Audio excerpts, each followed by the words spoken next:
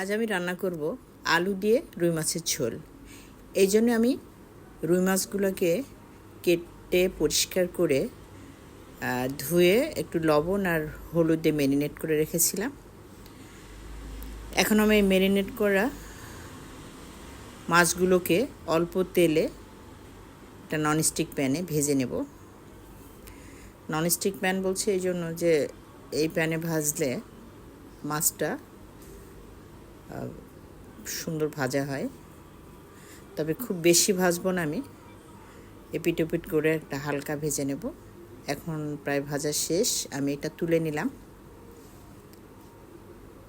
আসলে মাছ সবসময় আমি ভেজে রান্না করি না, আমি বেশিরভাগ সময় মাছ মশলার ভিতরে ভেজে রান্না করি।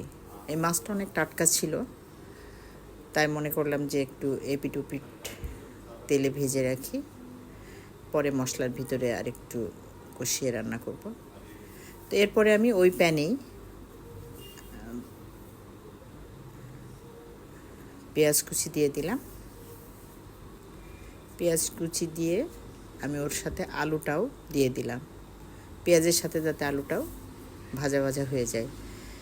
এই পেঁয়াজ আর আলু একসাথে ভাজলে মাছটা আরও সুস্বাদু হবে। আমার একটু নেড়ে নেড়ে ভাজতে হবে আলুটা, হালকা আলুটা ভাজতে ভাজতে সিদ্ধও হয়ে যাবে। চমৎকার একটা রং এসেছে পেঁয়াজের, বেরেস্তা, হালকা বেরেস্তার মতো। এখন আমি একে একে মশলাগুলো দিয়ে দিলাম। হলুদের গুঁড়া, শুকনো মরিচের গুঁড়া, জিরার গুঁড়া, ধনিয়ার গুঁড়া আর লবণ দিয়ে অল্প একটু পানি দিয়ে দিলাম। যেহেতু এটা শুকনা ছিল, মশলাগুলো সব শুকনা, এই জন্য আমি অল্প গরম পানি দিয়ে দিলাম। দিয়ে আবারও ঢাকা দিয়ে আলুটাকে আমি সিদ্ধ করে নেব, একদম পুরোপুরি আলুটাকে সিদ্ধ করে নেব, কারণ মাছটা হালকা ভেজে রাখা আছে যেহেতু। আর মাছের সাথে আলুটা যাতে সিদ্ধ হয়ে যায়, এই জন্য আলুটা একটু আগেই ভালো করে সিদ্ধ করে নিলাম এবং কষায় কষায় আমি এই মশলার সাথে আলুটা সিদ্ধ করে নেব, কষিয়ে নেব। প্রায় আমার কষানো শেষ। এখন আমি গরম পানি, পরিমাণ মতো একটু গরম পানি দিয়ে দিলাম। গরম পানি দিয়ে আমি ভেজে রাখা মাছগুলো দিয়ে দিলাম।